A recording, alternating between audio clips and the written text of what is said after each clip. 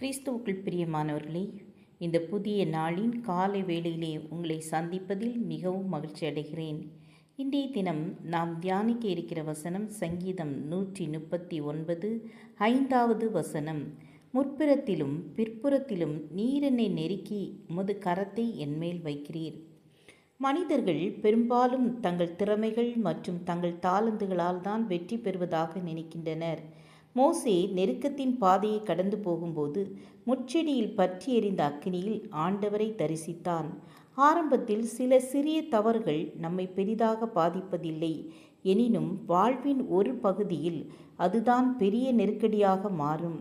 மனைவிகள், பிள்ளைகள், மந்தைகள், வேலைக்காரர்கள் என பெருங்கூட்டமாய் வரும் யாக்கோபை அவன் சகோதரன் 400 பேரோடே எதிர்கொள்ள வருகிறான் என்ற செய்தியினால் மறுபடியும் மாமனார் வீட்டுக்கு போக முடியாத நிலை.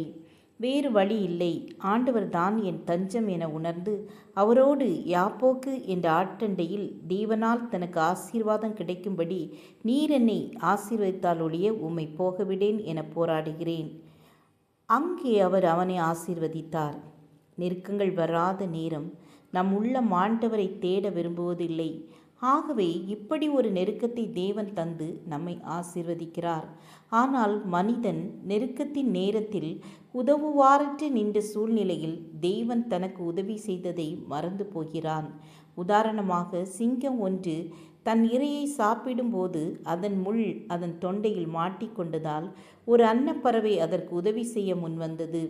சிங்கம் அதனிடம், என் தொண்டையில் உள்ள முள்ளை உன் அலகினால் கொத்தி எடுத்து என் உயிரை காப்பாற்றினால் உனக்கு விலையேற பெற்ற பரிசு தருவேன் என்றது.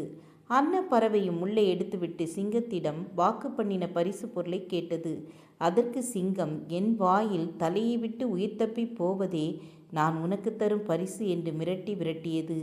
இயேசு நெருக்கத்தில் இருந்த அநேகருக்கு உதவி செய்தும் ஏராளமான ஜனங்கள் அந்த நிலையை மறந்து போகின்றனர். ஆம், என கண்பானவர்களே, இன்று நாம் ஆண்டவர் செய்த நன்மைகளை எண்ணி பார்க்கிறோமா? ஜெபம் செய்வோம்.